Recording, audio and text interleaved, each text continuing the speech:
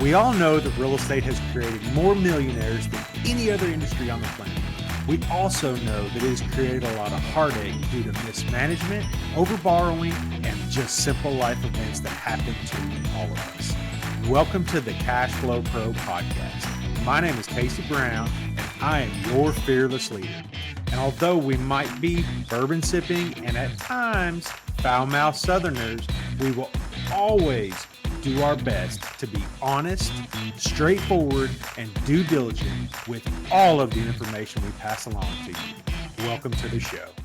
Hey there, and welcome to today's episode of Cash Flow Pro, your daily real estate investing podcast and YouTube channel. I hope everybody's having a wonderful day out there today. And today I am here with Dave Holman of Holman Homes. Now, Holman Homes, in and of itself, is one of this gentleman's entities, but he's got such an intriguing story and so many different angles to look at the real estate business in general, from real estate, like being a real estate agent, to real estate investing, to basically any type of real estate activity. So, Dave, how are you today, sir?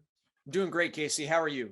Oh man, we're blessed and glad to be here, and glad to be here with you to talk about what you've got going on. So again, we were talking a little bit about everything that you kind of are involved in or have been involved in pre-show, and I'd like for you maybe to start at the beginning, like just tell us where you came from, what that looked like, what the landscape was when you first decided, hey, I really want to move towards getting in real estate.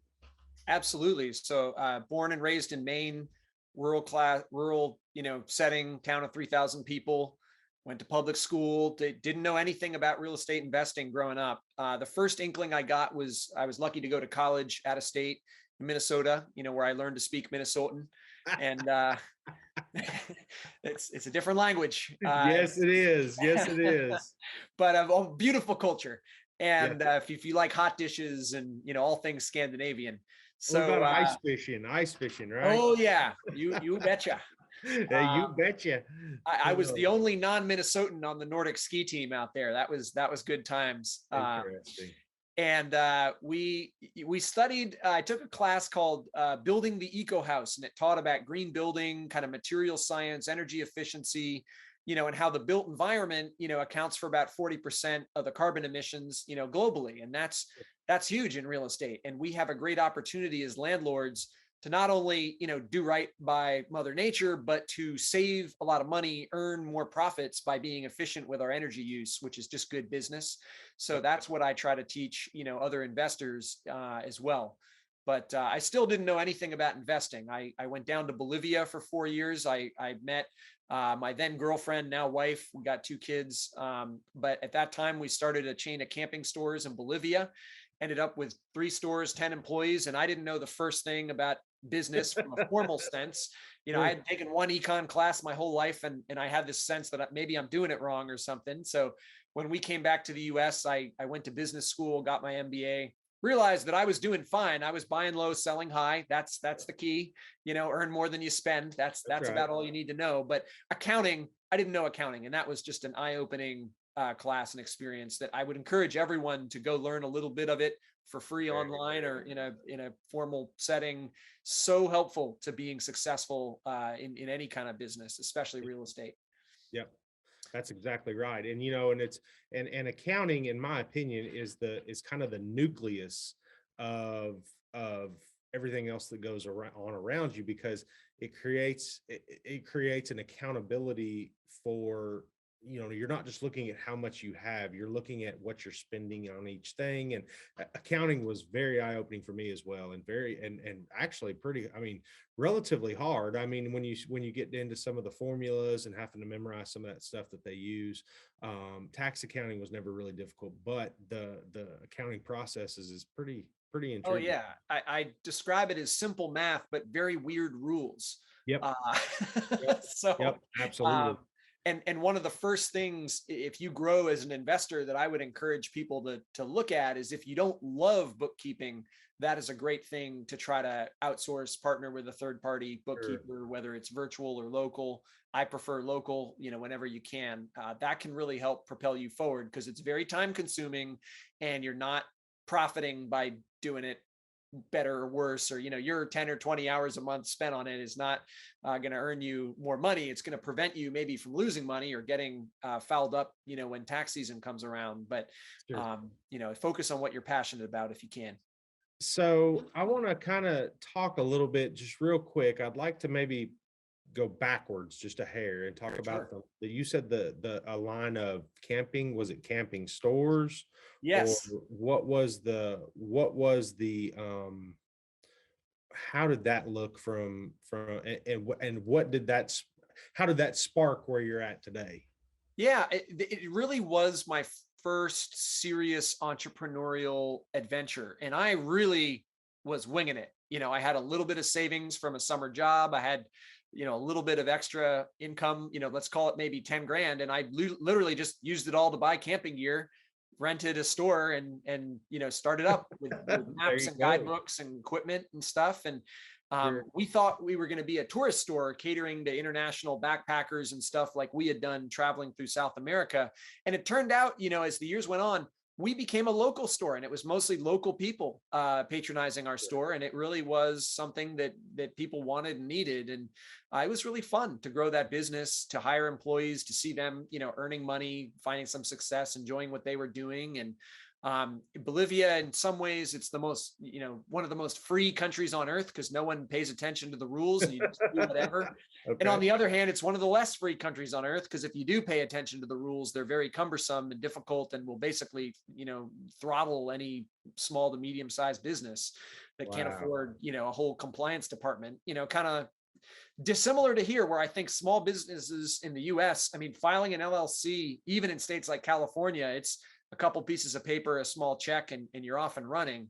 And we take that for granted. And I used to assume when I didn't know about business that, starting a business, that's this, amazing special thing that only brilliant, rich people can do. And that's totally wrong. Anyone can start a business. It's very easy, takes a couple weeks at most, and boom, you can buy and sell and offer services and get after it. And I encourage everyone to look into that. Now, let's talk real quick. I'd like to lead all of that stuff up to the real estate investing. How did that start? Yeah, with my wife getting pregnant with our first baby, I was working for nonprofit organizations. First, a small nonprofit helping kids in the Guatemala City garbage dump called Safe Passage. And then for Bowdoin College for 5 years, doing fundraising. And it paid the bills, but it wasn't enough to, be flexible, take vacations, live the kind of lifestyle and to give back to other people. I didn't, for me, 10 or 20 bucks was a big donation.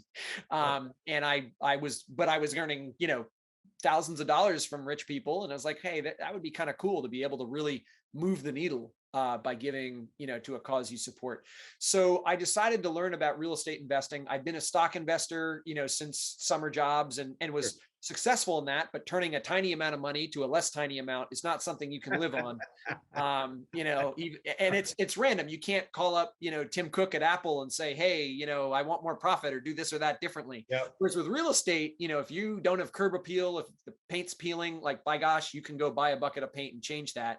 That's right. So I got into it. I just started learning, listening to podcasts like yours, reading books. And then I didn't have any capital. So I kind of pitched, family member who had some extra capital and said, hey, I'll go find a good deal. I think it'll be at least a 20%, total annual return. We'll split the equity. I'll do all the work. I'll do all the management, et cetera. You do all the money and we'll partner on it.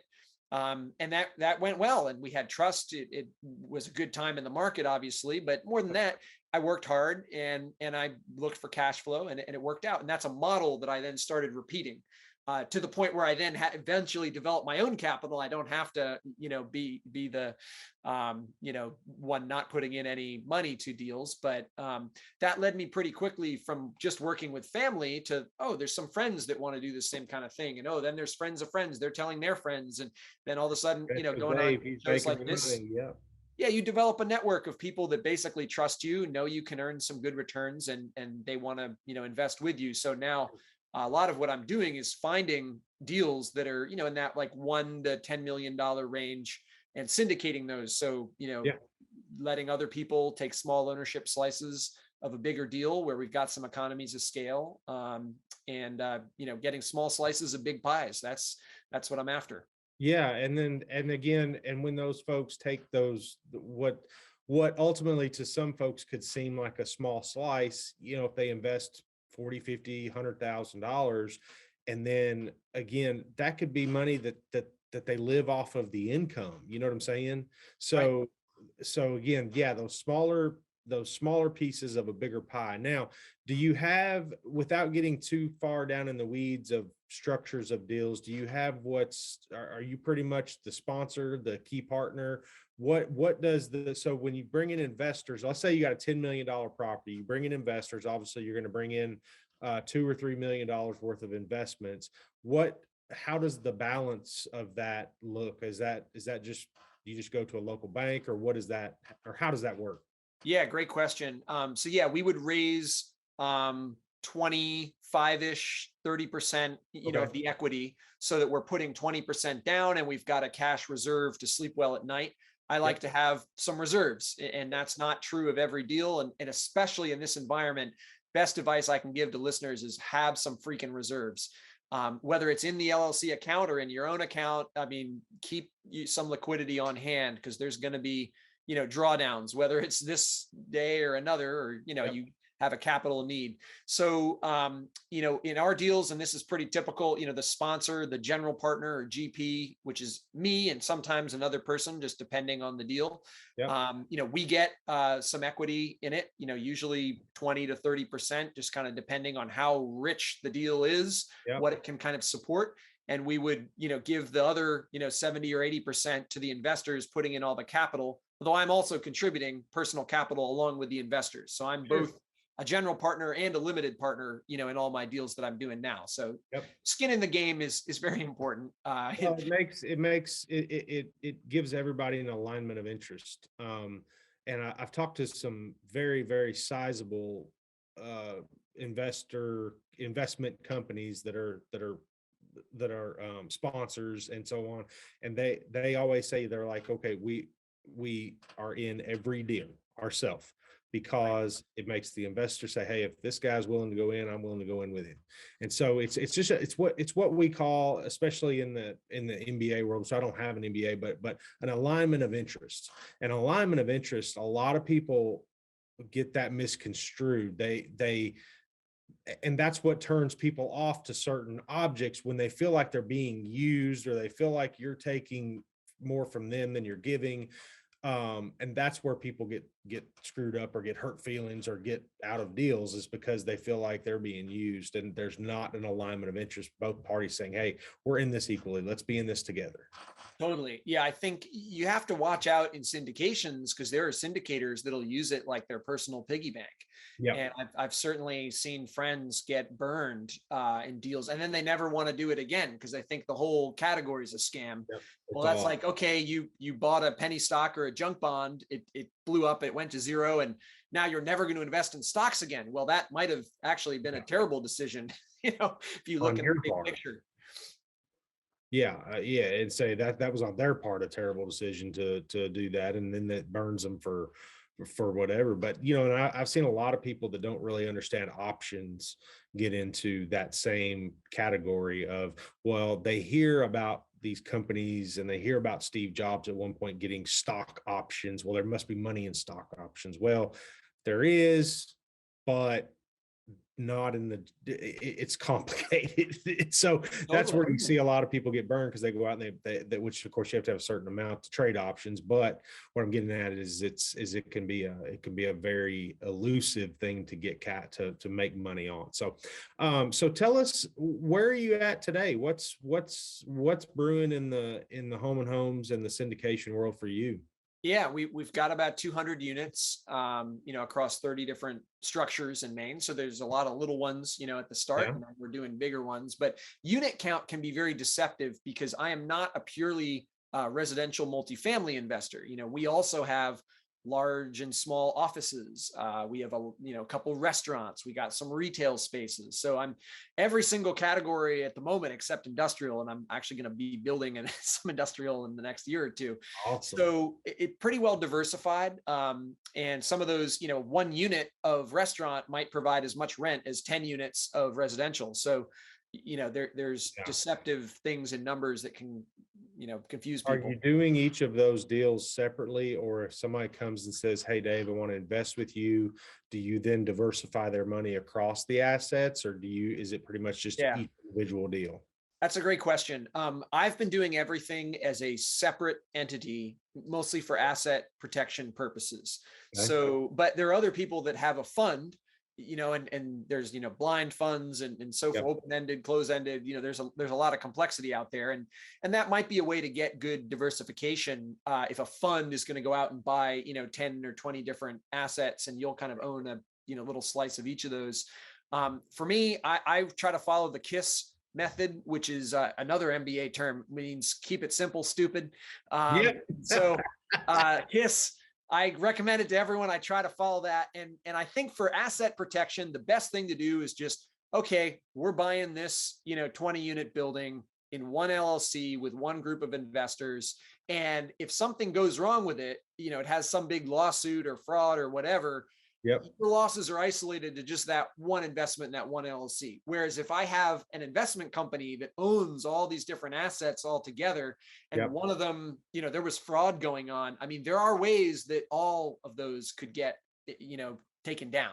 Absolutely. So there's pros and cons to. Well, and that's what I've always said too. And again, it comes back to that from a different angle, an alignment of interests.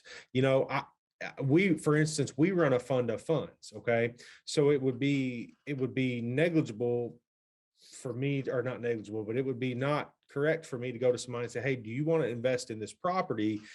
And then have them invest in my fund. And then my fund goes and invests in that property, because they may not understand that that's also spread across. So and that's the biggie. And that's where I think a lot of people get confused is okay, how am I investing? Am I going to be an owner of that specific asset that I can go look at, touch, feel, see, talk about, get an accounting sheet on that asset? Or if I in turn sell it as, hey, this is a diversified portfolio that does own these individual properties. However, if this one over here costs us money, it's going to decrease the take in of the whole gamut of them. So that's the alignment of interest and making sure that you understand what you're investing in is very crucial. I mean, and I think a lot of people get confused at that. Yeah, I think they're both good models, and they're different. Exactly. And there's good syndicators doing both, funds and individual, entity and asset syndications. And I do think that it is trending in that fund direction, now that Dodd-Frank has kind of opened up a lot of crowdfunding, options. But it's one of those like read the fine print things, because, I studied micro lending back when that was first taken off in the early 2000s. And what they didn't tell you is like, you think you're loaning money to one little entrepreneur and, wherever it is, when in reality, if you read the fine print, you're just putting money in their general fund and they're just shotgunning it out to different banks. And one of those banks gave a loan to that person a year ago and they were used for marketing. I mean, that's really how it worked. So, I think the biggest thing when you're investing is know the sponsor, know the syndicator, do your due diligence on them as a person. Because, when the what hits the fan, it's that person's integrity, resourcefulness, and reputation that are going to make or break, the investment. It's not the asset. It's not the management company. It's really, where does the buck stop? And is that person going to do whatever it takes to make things right? Yeah. And it's, it comes back to a term that I can't even tell you the first time I heard it. I was young, like a kid, like a child. And it was read the fine print. And although even that sentence can be somewhat deceiving, because sometimes the fine print is so confusing that we're just like, to hell with it. Hi, this is Casey Brown, host of the Cash Flow Pro podcast and YouTube channel. Have you been thinking about investing in real estate but just don't know where to begin? I'd like to help by inviting you to check out our website at www.3000capital.com. There you will find an array of material that will help you learn all about real estate syndication. And while you're there, be sure to check out our free video series download titled 5 Must-Know Keys to Success in Passive Real Estate Investing. I'd also like to personally thank you for making Cashflow Pro part of your day. Now, back to the show. So what I really want to get across here with just you and I talking is, how do you have to go back? Like if you bring in a new investor, do you explain to them exactly like, hey, we are in this specific asset? And then how does that kind of come across? Yeah, great question. Anytime I need to have a relationship with an investor before they can invest in one of my syndications, just by the SEC rules. So we need to do so you're running a 506B, right? Correct. That is correct. So all of them 506B? They are, well, the syndications are. I mean, I've done some smaller, partnerships that are just simple LLCs, but all the syndications are 506B. And the reason I do that for me is because it's more democratic than only working with accredited investors, AKA rich people. So I like the 506B because it lets me take up to, I think it's 43 non-accredited investors, AKA normal people. And so that's per deal, right? That's per deal. Per deal. Yeah. Per syndication. And so I started as a non-accredited person without a lot of wealth and funds. And my gosh, this private equity thing, this real estate investing thing really transformed my financial future. It was amazing for me. And it's something that you're not allowed to do. If you're not accredited, you're not part of our golf club. You can't come earn these great returns. And I just don't like that mentality at all. I think that, look, as long as this country is going to allow, Vegas and payday lending, we should allow people to invest in real estate, no matter whether they're accredited or not. I mean, that. Yes, because they're, spot. I'll preach. Yes, preach it, brother. Preach it.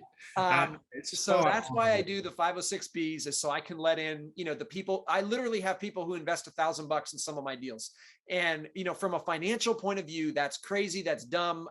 I'm trying to fill up a swimming pool with a, little eyedropper.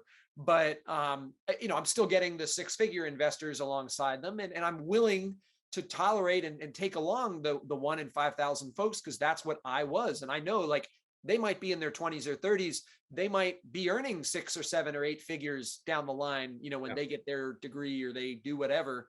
Now, one question that always pops up when the 506B is mentioned. Sure. And I've had this question, and I'm not a 506B guy. So I know what it is. I know how it works. I know what the requirements are. I know all of that. But the intricacies, such as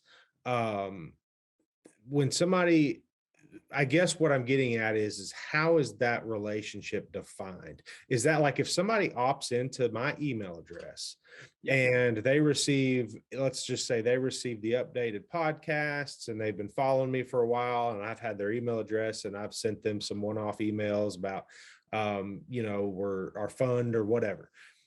Would they then qualify for a 506B, or if they would, how long does that relationship have to be existing?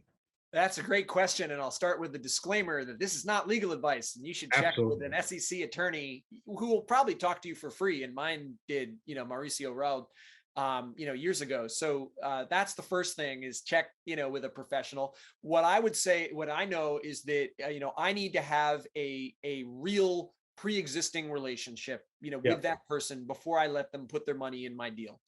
And I check that box. I fill that, with an hour or half hour, Zoom or phone call. I guess that makes sure they're not going to be a damn hassle too. I mean, if you, it's just I have wealthy people that are not going on the list because they're a headache. And I don't need it. I'd much rather work with nice, happy people they ask good questions, and I have no problem educating and answering good questions. But there's enough headaches on the asset sides of these deals. Right. I don't want investors who are going to be breathing down my neck and getting kind of confrontational when there's no reason to, because we're all earning money and things are going well. I mean, I don't mind if they get mad if I'm screwing up and their things are not going well, but luckily, knocking on wood, that has not happened. But I think it is important, because when you take an investor in an LLC that might exist for 5, 10, 20 years, it's like a little marriage, and you should know who you're marrying, and don't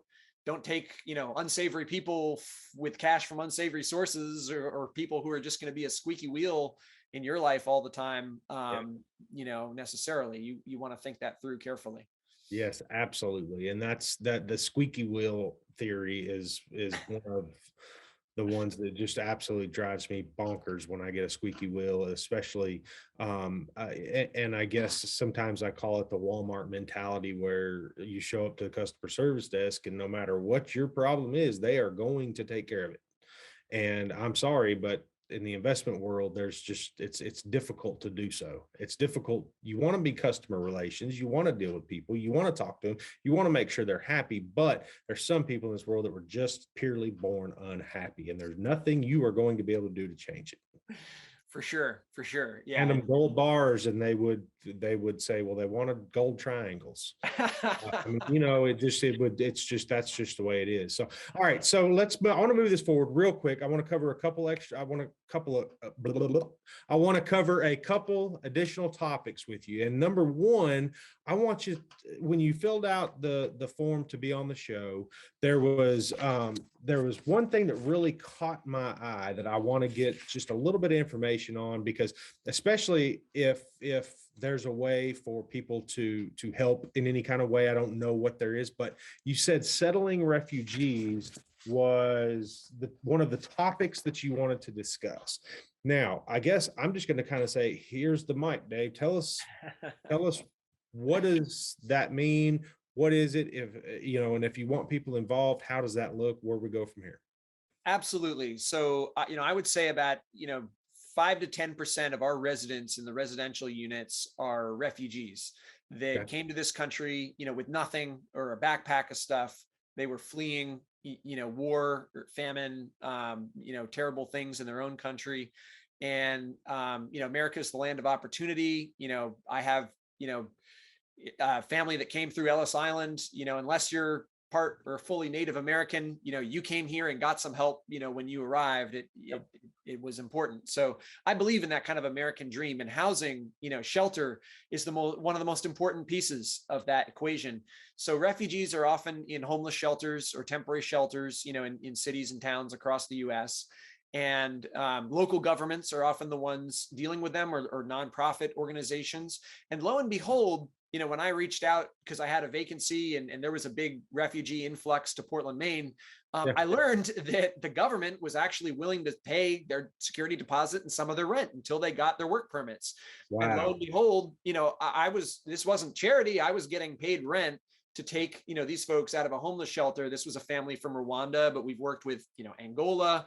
We're getting a lot now from Afghanistan, who served with the U.S. Armed Forces and had to flee the Taliban.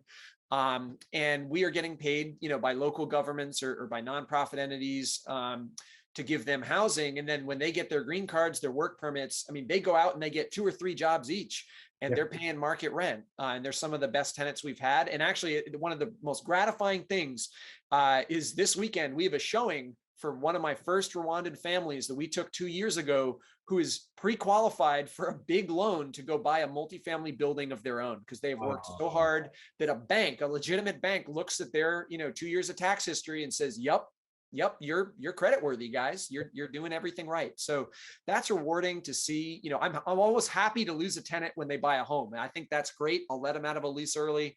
Especially in this environment, it's a win-win, because almost anyone in this environment, if they've been with you for a while, their rent's probably a little under market. So if they leave, it's an opportunity to maybe bring it up to market. So for everybody. Especially if they're pre-qualified for a building. What a great successful story that is. And there's just not enough of that good-hearted American, hey, welcome here. Let's make your life better today than it was yesterday. And that's excellent. And I like the fact that you don't necessarily treat it like a complete charity cause, like you're giving rents and so on. I mean, you're telling it just exactly how it is. The government pays it, but we're letting them move in. They're the highest credit risk, I guess, tenants as far as after the government gets done paying. But yeah, so what a wonderful part of your business, and glad that you're involved in it. Now, does any of that kind of feed back to where you all were when you met your wife and down in that, like did any of that start back then, or is this something you just kind of found out recently? It's interesting. We've got tenants who are from Latin America, and none of them have actually come to us kind of as refugees or asylum seekers per se. But the connections I have made with Latin America, because I'm fluent in Spanish, is contractors. I have this like secret weapon in my tool belt where, because up here in Maine, there's just this huge shortage of contractors, but I'm pretty well networked in the Latino community here.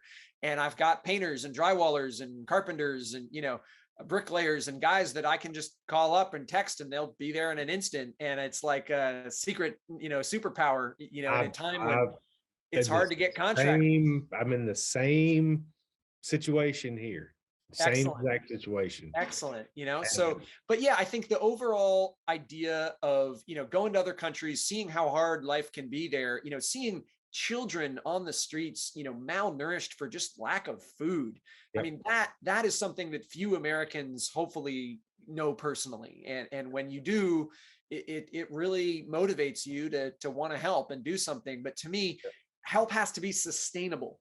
And sometimes pure charity is not sustainable in the way that a business is replicable, sustainable. That's a wheel that can keep turning. And that's the way that we're trying to serve some of this population. And my goal is not to make 100% of my units refugees or Section 8 or anything of that nature. I think it's good to kind of mix different groups together so that if any one group is having big issues, you're not 100% vacant or, economically or physically. So it's diversifying across, tenants, I guess, if you will, or tenants, sure. or whatever. Yeah. So, And, all right, now, go ahead. We're kind of running out of time here. So there's a couple of questions that we ask every guest that comes on, and there's no right or wrong answer, but so I'm going to hit you with it though. And it's going to be think fast. So what is the best book that you have recently read or are currently reading? Doesn't have to be business related, or anything that you feel like helped you become a better whatever. Sure. Recently, I'll just throw a random one out there for people. It only vaguely relates to real estate. It's called Winter is Coming. It's by Garry Kasparov, who is the chess champion for many years, kind of a Russian dissident, but he predicted this entire Russian war. I mean, word for word, page for page back in 2016 when he published this book. And it is, he's a genius. It's a very interesting read.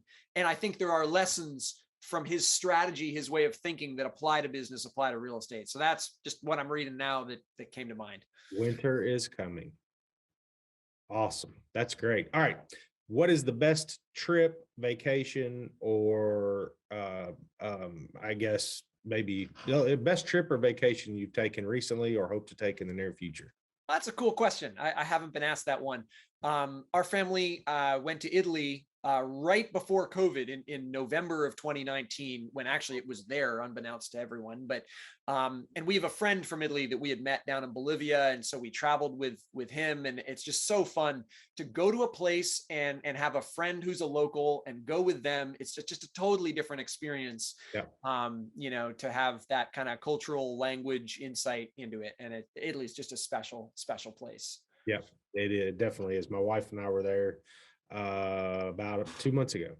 So very, very interesting, very culture thick. I loved it every second. So anyway, Dave, I want you to tell the listeners how they can reach out to you if they've heard something they want to connect with you on. Maybe they want to help in some kind of way with the causes that maybe you have going on, or even if they want to possibly invest or talk to you about investing. How can they reach out to you? Yeah, thanks, Casey. They can give me a call on my personal cell phone, which I'm happy to give out. It's 207-517-5700. but don't worry, because no one is ever brave enough to call. So it's not ringing off. Just send a text. They'll text you. Yeah, right. Text me. That's fine too. Way that most people find me though is through my website, Holman Homes. There's the contact link there for all the millennials and Gen Zs that are, afraid of the phone. You can get me there. Check that out. Dave, thank you so much for your time, and thanks for sharing your story with us. And I hope everybody has a wonderful rest of the day. Thanks again. Cashflow Pro is hosted by Casey Brown, founder and CEO of 3000 Capital, a commercial real estate investment firm committed to providing its investors with ongoing cash flow and helping them build long-term wealth. If you enjoyed today's podcast, make sure to hit that subscribe button so you'll be notified about all our future episodes. You can find more information about us and our investment philosophy by clicking the link in the show notes below. Thanks for listening.